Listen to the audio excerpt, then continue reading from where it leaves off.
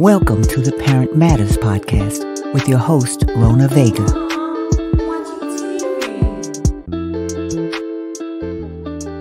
Greetings, Parent Matterz family. Welcome, welcome, welcome. It's a beautiful, beautiful day here in Northern New Jersey, and we just have a phenomenal guest that I just want you to hear from. And, she's on her way, about to jet set off to another universe in my mind, living my dream. And I just want to make sure that we catch her and hear more from her and connect you to the phenomenal things that she is doing on this planet.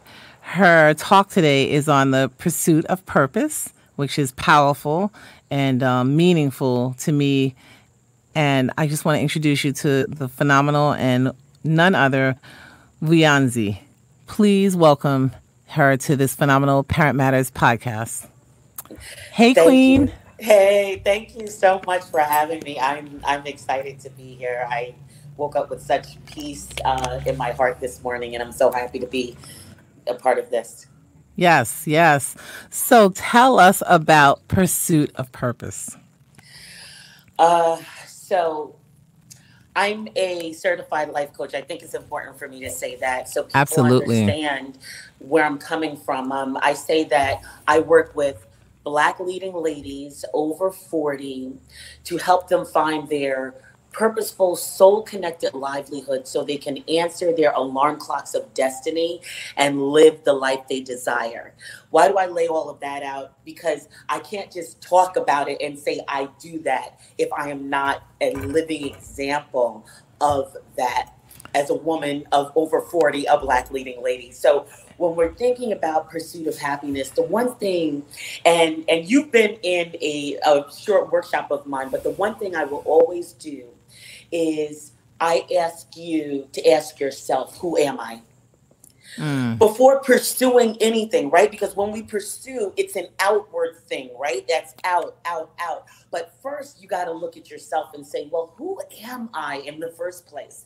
I'm thinking about, your show, the parents you deal with, everyone's thinking about someone else, right? They're Amen. Thinking about the kids. They're thinking about, oh gosh, and especially now during our time where it's just such uncertainty in our lives, right? So we're thinking about everything else around us. Meanwhile, we're still growing and evolving as humans every single day because we're going through these experiences, some of which are changing us.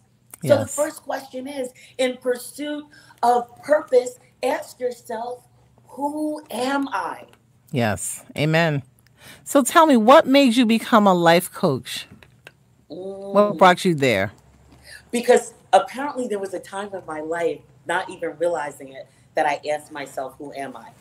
So I was getting hints from other people. People would ask me all the time, oh, are you a counselor? I'd be like, no, I'm a teacher. Because I was a teacher. That was my first career. Amen. That's how we met. Exactly. And one of my favorite students, I better be careful because I know other kids might be listening to it. But she's definitely one of my favorite students. And but I started to, first I was getting hints from other people, and I was like, am I supposed to be a counselor? Because I didn't know what a coach was. But then all of a sudden I got an introduction to coaching because I signed up for some class where some life coaches, I was like, what is this life coach thing? And after being in this class, in this workshop, I was like, this is what I want to do. But I want to tell you, we talk about pursuit of something.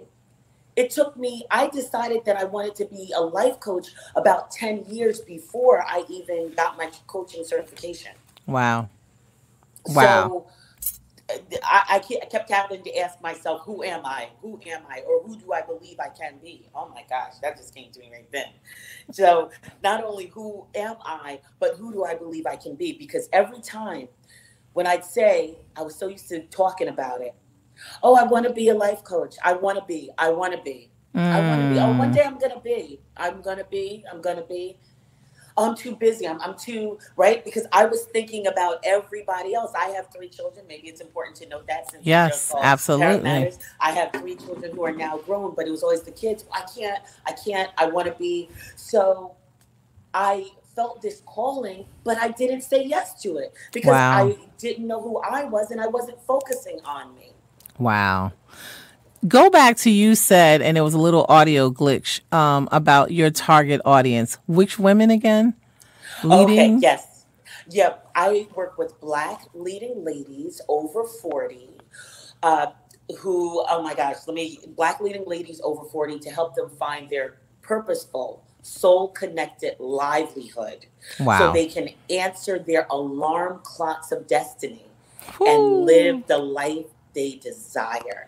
That is so powerful. And you mentioned, you got to meet with my group of sisters, soul sisters, our group, Imagine Me. And it was so powerful. That workshop that you did with us Mm. I will never, ever forget it. Matter of fact, I think of it often. That's awesome. I That's think of it awesome. often, and you allowed me to go somewhere in my mind that I've never allowed myself to go. Mm. And it was so real and so powerful. The questions you asked and the places where me and my sisters were able to go. And it was actually scary.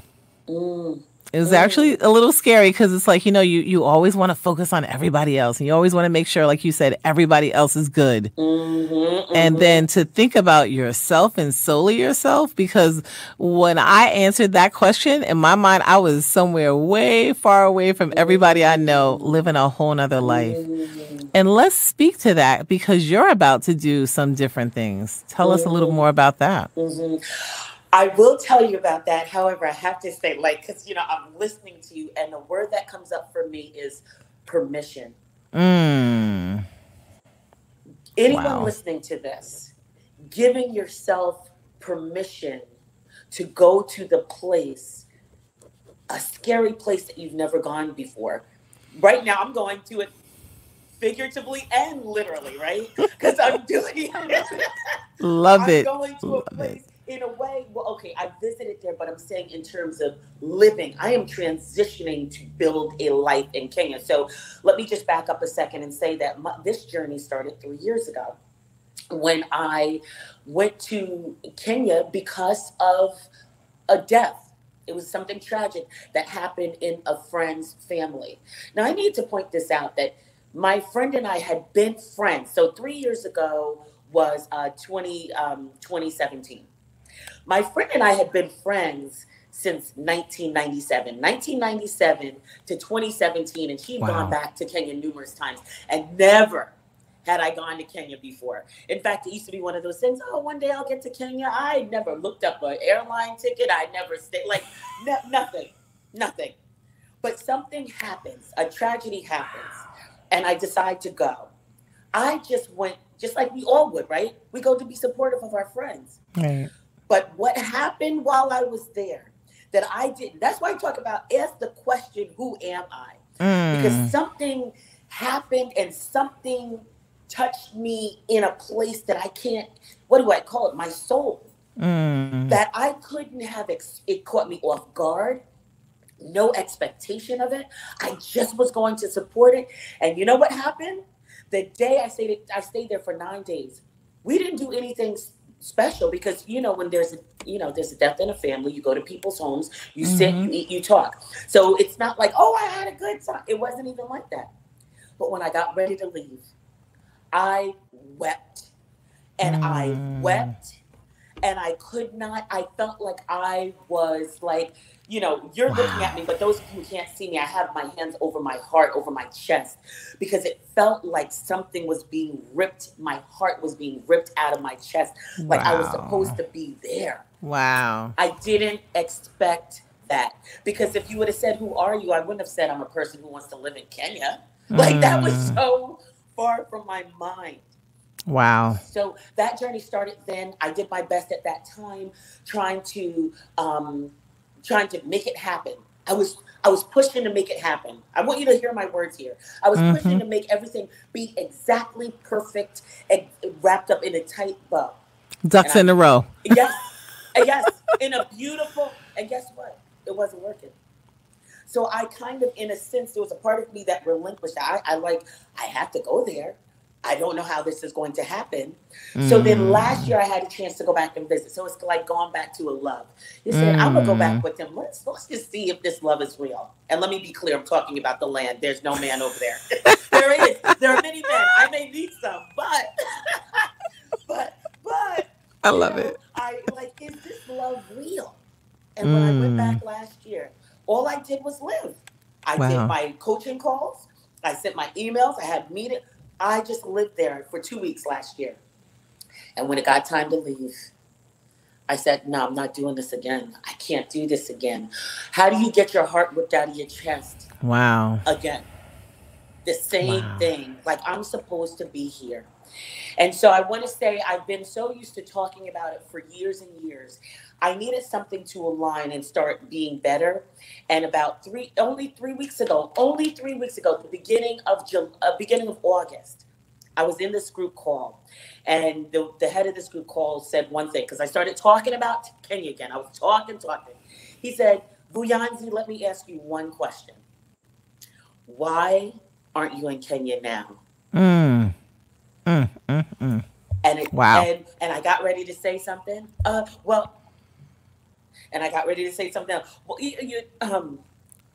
And I couldn't even. Finally, it was like the light. I swear to you, the light from heaven opened, and I saw that finally. You want to talk about ducks in a row that I couldn't have put in a row? The things were lined up that I could go now. Wow. And I didn't do it. I was trying to force it before, right? I didn't do it. And I said, I can actually go now. They had just opened up the border again to Americans. Now, I don't know when they're going to close it, so I'm going now. Because we were banned for a minute. Right. I wonder why, Corona. And so I just started getting some things lined up here. Today I have like a couple more appointments, but even things here are starting to come together in a miraculous way. Because even just a few days ago, I was having angst, not regret, but like, oh God, like I need things to, Right. And that's why when I say in the beginning of the call, I woke up with peace this morning. I woke up with two words that came to me: resolve, and the second word was love, because I did this meditation on love. Like resolve and love are just right now, they're just in my heart. I just woke up like that this morning. Like this thing is going to be, listen, not, the road isn't really paved right now. You talk about off a cliff, right? I know some things. I know the parachute kind of works, but not everything is perfect. Not everything's perfect. There's still some things that I got to take care of. Even just this morning, I texted the one friend I have in the country, and I said, can I just use your address for a bit? Because they asked me where you're going. Because I'm like, just while I'm in flux. He's like, no problem. That was easy. Because I hadn't been doing my e-visa because I was like, oh God, what address do I put? What address? I love it. In my soul, ask Tony, can you use his address? He lives there. There you go. And he said, yeah, here's my address. That's how easy it was. The universe, God is lining everything up. When you desire a thing, what does the alchemist say? The universe conspires to help you get that thing. I believe God created the universe in a certain way. Yep. Listen, when you plant a seed in the ground, do you have to look at that seed and say, grow, seed, grow? No, you don't. You to grow. No, you don't. Because there's a law. There's a rule of nature that has been made to create something. So even right now, like things are coming together. I'm a mom. I like things to be in control. I like to be in control of things, right? That's my nature. But I can't be in control of everything, but I will plan properly, right? Right. So I'm not just like willy-nilly, but I'm also relinquishing some things that I just can't put nicely in a box and wrap it up in a pretty bow. I'm not even a good rapper anyway. I'm not either. No. But that is huge. Everything that you're saying and giving the power to the universe and to God to just show me the way, show me the steps, order my steps, and let me follow your path. You talking about your heart ache when leaving Kenya the first time and even the second time is so powerful. I had that one time experience and I'll never forget it. And I don't know where I'm supposed to be and where I'm supposed to go, but I want to continue traveling the planet until I find that spot. I believe it's in West Africa, but I'm not sure. I'm going to let God show me that. But when I went to Haiti, I went with Janine to Haiti when she was in college, and her school was going, and I signed up. She wasn't even on the trip. And, I know. And I found out about it because I've been connected to Haiti since I was a young child and my friends, and then I married her dad, and then just so many connections, and I've always wanted to go. And everyone's like, oh, it's not the right time. I'm like, for 30 years, people have said it's not the right time. So I decided to go on this mission trip with Spelman College. And someone told her, and she's like, wait, Ma, you can't go without me. You don't even know the language, and yada, yada. What if this? And she sounded just like her family and friends. And she joined me. And I'm always endearing to hear the word Mama Spelman. That's what the young ladies called me. It was about 15 of us, and we took this amazing 10-day journey and mission trip, and we did so much work. And seeing my daughter sit and speak in Creole and help a 75-year-old woman write her name for the first time, and just so many things that we did to help. But as much as we probably think we gave, we received so much more. I literally emailed my husband and said, I found a patch of land where we can grow food and we can live here. I found a corner on the side of the road where we can sell it. I'm not coming home. There is some, and so my husband, being an African studies professor, I asked him, could there be a possibility, because we don't know our history. We don't know from what land we came. We don't know what language. Could it be a possibility that my ancestors were brought to Haiti, that I was connected to back in our motherland of Africa? I don't know, but there is a connection there that is just so powerful. And Janine couldn't understand it, but I said, we climbed some ridiculous mountain high, and I said, I felt like I was going to have a heart attack, and I said, if I die, just bury me here. This is where I belong. So hearing your story about Kenya, oh man. Yeah, I'm afraid actually to go to Africa, because I got a feeling that once I go, I'm not coming back. I'm not.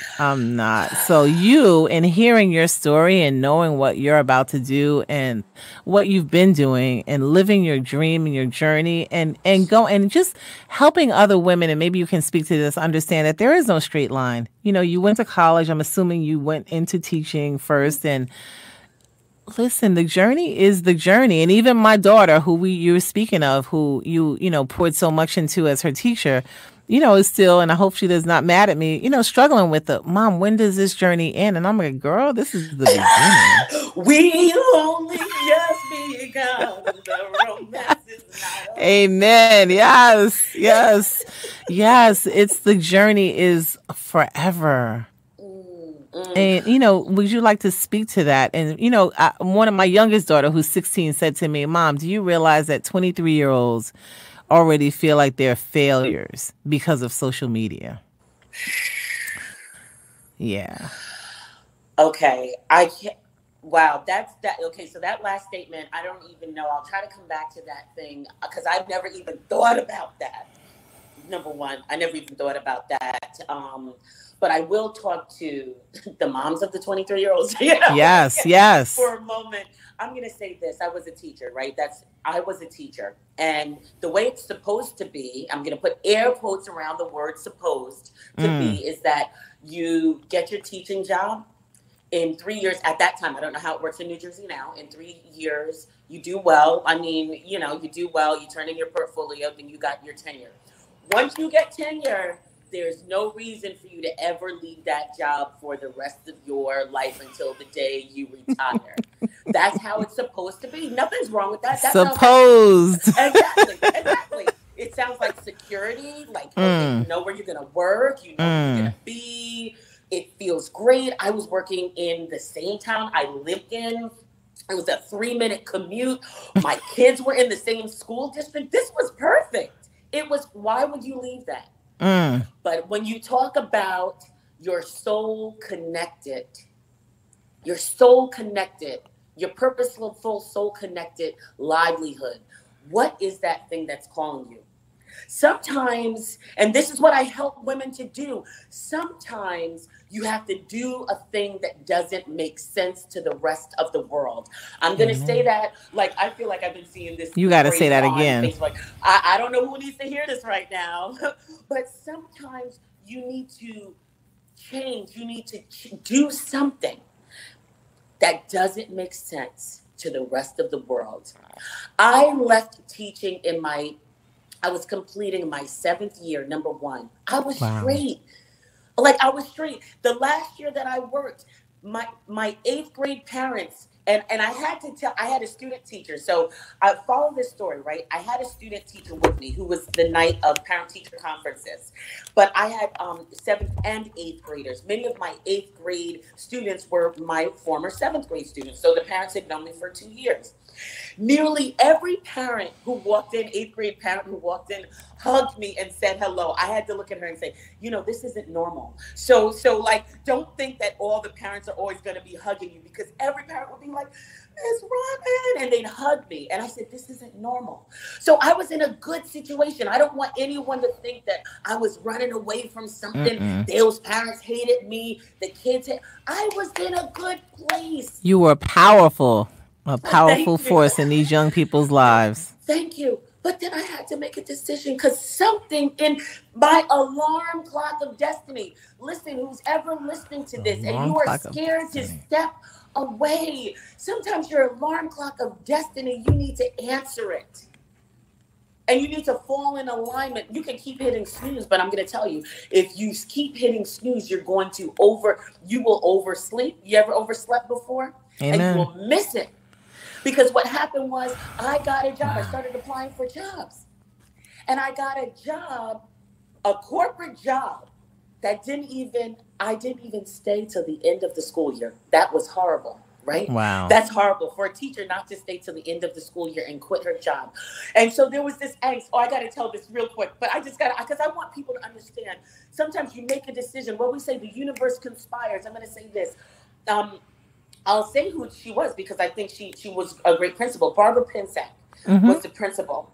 And I didn't tell anyone, but I was starting to have angst. Like, I can't believe I'm leaving these kids. I feel so sad. I feel guilty for not staying. I was feeling horrible. It was only between me and God. I didn't tell anyone about this. I walked into the office. And Barbara Pinsack, like, I feel something when I'm telling you this story. Because I walked into the office because I was feeling all these mixed feelings. I knew I had to go, but I felt guilt for leaving. And I walked into the office for something. And Barbara looks at me and she said, "Can I speak to you a second?" And I feel so emotional while I'm telling this story. And she said, "Can I speak to you a second?" And I said, "Yes." And she says something, and this could only be God. She said, "I hope you're not feeling guilty for leaving the students, because we've hired someone who is amazing. And when he takes over your position, he's going to be fine. And your kids will be fine. And everything is going to be fine." At that moment, and then she told me who the person was. And I'm going to tell you, that following Sunday, this is how good God is. I love it. Sunday, yes. I picked up the Bergen Record. I don't know, or the Record, our newspaper. Mm-hmm. That guy's picture was on the front of the Bergen Record for being such a phenomenal person. Because he had this amazing story behind his life. God was telling me that it may not make sense to your colleagues why you're leaving. You may feel guilty and shame that you're leaving your kids before the end of the school year, but I'm putting your kids in good hands. Yes. And they're going to be okay. Oh. So I say this to anyone who's listening, that sometimes you need to make a decision and the rest of the world will understand. But if your alarm clock of destiny is going off, you need to be in alignment, and you need to follow your purpose. You need to pursue your purpose. I'm sorry for getting Yes. so emotional, but I No, feel this is some type of beautiful. way about this story because it was only God who could have sent the message through my principal that my kids were going to Wow. be okay. And I knew then that that step out of education was the appropriate step for me at that time. Wow. That is so powerful. Thank you for sharing that story. Oh, wow. That is just, and that's so true. Like you said, giving yourself permission. So powerful. Listening to your alarm clock of destiny and then looking and as God shows you and makes the confirmation and the steps and it's like, oh wow, this is really what I'm supposed and that's a powerful feeling to feel, and that's just, I think we as women, especially black women, we just have this passion for giving and caring. And I know I've left many jobs and it's kind of like, I can't leave until I have somebody else in place to do the work that I'm doing. And they're going to do it at the same level. And, because some people just show up to work and they're like Yeah. a body there, but some Yes. people pour everything into the job and are going to make sure, especially when you're working with other human beings and you're caring for someone else's life. So wow, that is just everything you said, seeing all the tears and the emotion pour out of you. That's so beautiful. And watching it just fall into place. So wow, thank you for sharing that. Absolutely. So when you left teaching in that job, what was your next step? My next step was I actually stepped into the corporate world. A company, TD Ameritrade, I guess they still exist. Yeah, they And do. I became a corporate trainer. But the thing was, I was only there so there would be a couple of few steps, only there for a few. And by the way, I need to say when we talk about doesn't make sense, it wasn't that much more than what I was making. And Wow. that would get swallowed up in my commute to Jersey City every day. Wow. Wow. But that put me in a position about a year and a half later to get a call from a recruiter who at that time, she sent me some job description that I couldn't even read half of it because it was full of acronyms and all these words. I don't know what they meant. And I was like, I don't really understand how you're going to, like, I can't even apply for this job because I don't know what this is.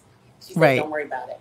And so eventually I get this job at New York Presbyterian Hospital, which would be the stepping stone because I wasn't connected to that recruiter when I was teaching. And it would be the stepping stone. Why, number one, all of a sudden I got a 30 grand raise. Wow. At that time, we're talking 2008 or something like that. And then I was only at New York Presbyterian but this is all leading to something. I was only at New York Presbyterian for 6 months when there was a consultant that was there. And she looked at me and she said, no one's in the room. She said, you could do what you're doing for way more money and work much less. Ding, ding, ding, ding, ding, ding, ding, ding. Well, what are you talking about? And it showed me Wow. a world where I didn't have to have a traditional job, right? There were all these steps because God had to show me that these steps to not having a traditional job, it's going to come, right? It's going to come, but I didn't know what that could look like. So for years, I was a consultant. Eventually, I went back to working full time for a little bit. But the thing is, all these steps, right? All these steps is about the pursuit of purpose. Because right now, I'm flowing and being a I'm a life coach. I'm an author. There's multiple facets. There's multiple perspectives of what I do or facets, of what I do. However, I had to go on this journey. Ladies who are listening to this, you are on this journey. Yes. Everything that you're doing is, if you're conscious of it. Now, you need to be conscious that you have a purpose. Let me say that for everyone. Be conscious that you have a purpose probably outside of just your family, right? They're your ministry, right? Your love pours into them. But many times that purpose is outside of them. Yes. So, but what does that look like? So being conscious of that, then start recognizing that every experience that I'm having, even ones within my family, are preparing me for whatever this thing is that I'm meant to be doing with my life. So, and that's what I'm helping women to do, right? To recognize that, become conscious of it, become confident. What do I say? Step up and step out with confidence, and so that they can ignite their true desire or ignite their passion and live the life that they desire. So if we're conscious, then we'll start to, and it may not feel like it. It doesn't mean everything everything feels good. Let's be clear about Yes. that. This Yes. journey has been wrought with tears, with hurt, with a separation of marriage, with a soon to be, once he signs the papers, divorce, because I've already signed my papers, divorce. This has been children growing up and leaving my home. My kids are all in their mid to late 20s. Oh my God, mid to late 20s, right? Mid to late 20s. So this is the journey, right? Right. What is calling you? The alignment, getting your life in conscious alignment, divine planning for the conscious alignment to pursue your purpose. So, and that's what I'm helping women to do in everything that I do, whether I'm talking right here, whether I'm doing speaking, Right. whether I'm doing my podcast. I have a new cohort coming up of coaching of women that I'll be coaching in mid-September. You know, all of them going through that transition. Like, Right. I've been doing the same thing for so long. What does this look like? What does the next look like? So anyway, just bring all this stuff together. I have a question. When you're for women who are interested in connecting with you, can Mm-hmm. you give them that information? And do you connect with women individually or in groups or both, or how does that work? And how does that look? Absolutely, for both. It does. I do both. So right now, I have a group of 5 women in a cohort, a coaching cohort, for lack of a better word. And it is about stepping out and stepping up with confidence, with clarity and confidence, so they could ignite their passion and live the life they desire. I also do individual coaching. So with the group one, we do once a week. Right now we're doing once a week. The structure will slightly change, but usually it's a 90-minute session, right? Because it incorporates some individual coaching along with some teaching, along with it's something that I'm certified in called NLP, Neuro-Linguistic Programming. So we do some exercises there, which is in part, you kind of did it in part in that workshop that you're talking about. So we do that. And individual coaching, it is about still helping women to shift into their desire. And that usually will go on. The structure of that is 3 weeks of coaching per month. The 4th week is about implementation of those things. There are always action steps after coaching.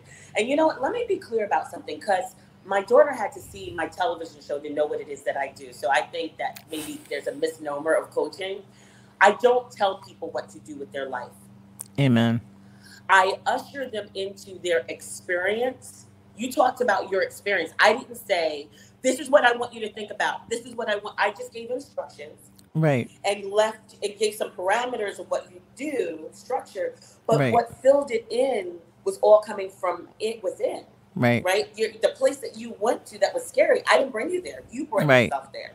Right. So, and it was scary in a good way, right? Because it shifted things. And so let's be clear about that as well. So it's about what I believe is every woman comes to me whole, creative, and resourceful. And what I'm doing is I'm helping to help all those solutions to emerge. So every time someone hangs up from a coaching call, whether it's group or individual, there are action steps to start implementing into their life right away. Wow. To start moving the needle. And people can get in touch with me, and I guess you'll put this in the show notes because maybe no one will know how to spell this, but Vuyanzi at vuyanzicoaches.com. They can email me right away, say, tell me more. What I will offer to anyone listening to this is a 20-minute clarity breakthrough session for free. So I'm offering 20-minute clarity breakthrough session where what we'll do is really clarify your vision and create a mini plan that you can even right then begin to carry out, even if you said, I don't really want to work with you. Okay, that's fine. That's what you don't, want to do. But we can do that so you can walk away with some clarity of the what's next, the vision for what's next in your life. So that's vuyanzicoaches.com. And you can just email me directly at vuyanzicoaches.com. And quite frankly, I don't care. I'll give my number. It's 201-564-0740. I don't care about giving my number. Say that one more time. Yeah, 201-564-0740.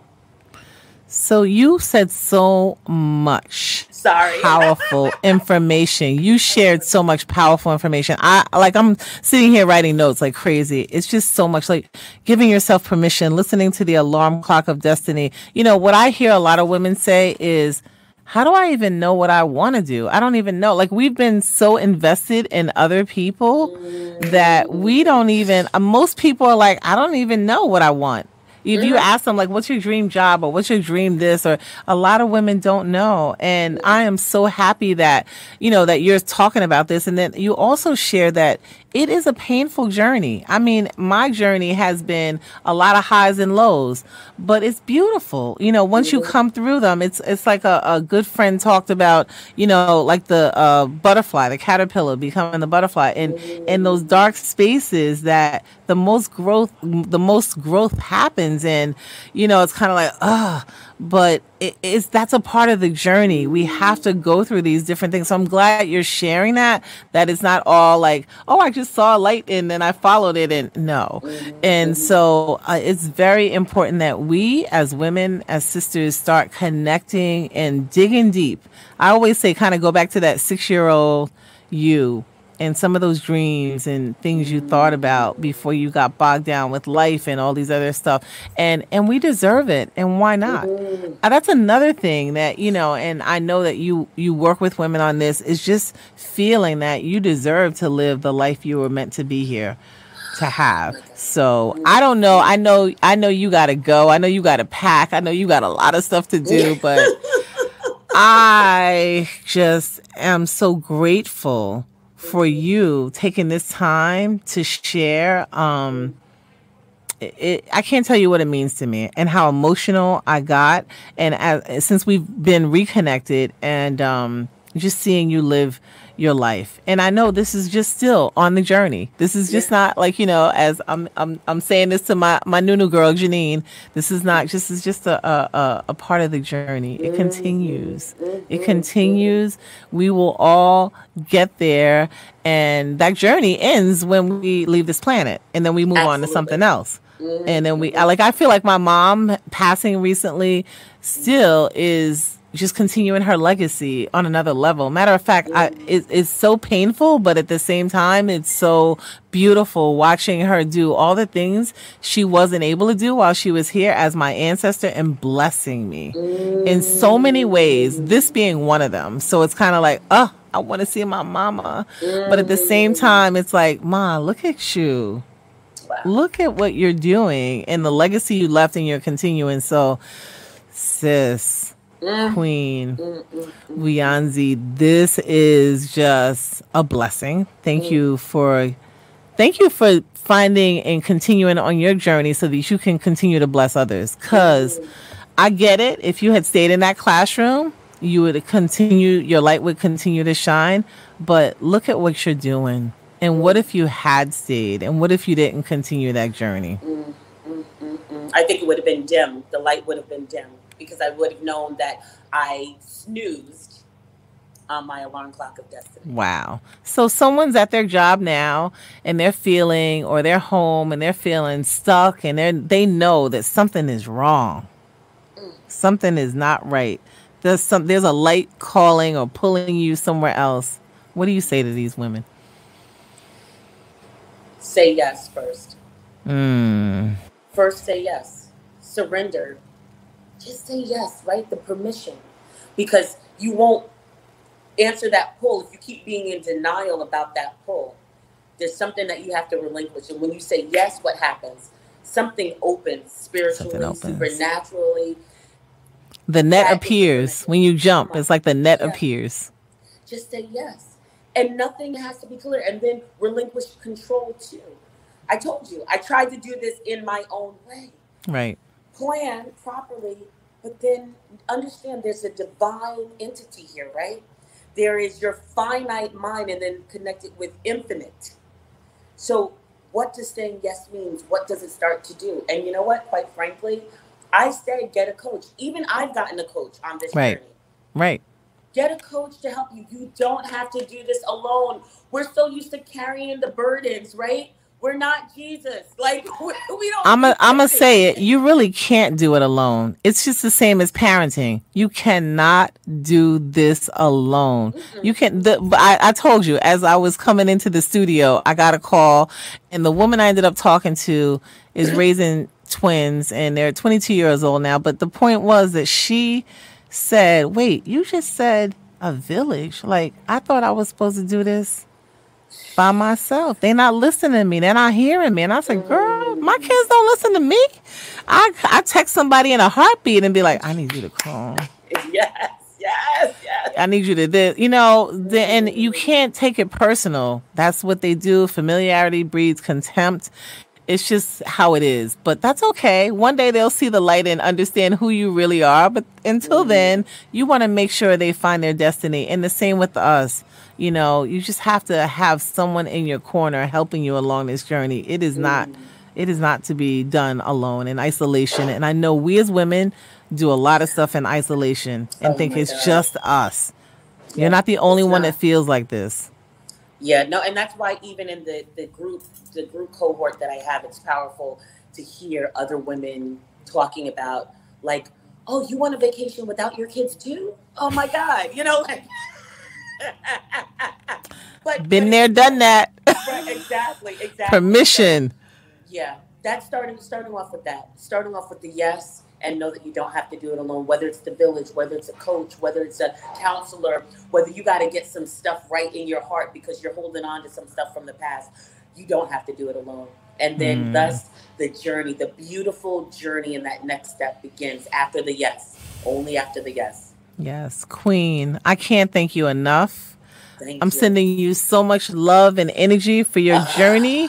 I cannot wait till step off the plane or the boat or whatever mode of transportation I got to take to get to you. But I promise you, I will be there. I will be there, and I am going to continue to connect with you and follow you throughout this journey. And thank you for pouring your heart out, and for these women to hear, and for young people to hear as well, and understand that, listen, this is the beginning. It's always a beginning, and let's do the right thing. Let's give ourselves permission to fall in love with ourselves and live our best life. So much love. Thank you. Peace and blessings for your journey. Thank you. Mwah. Mwah. Take care. Bye-bye. Bye. Thank you for listening to Parent Matterz podcast. Please share with a friend and follow Parent Matterz on Facebook and Instagram.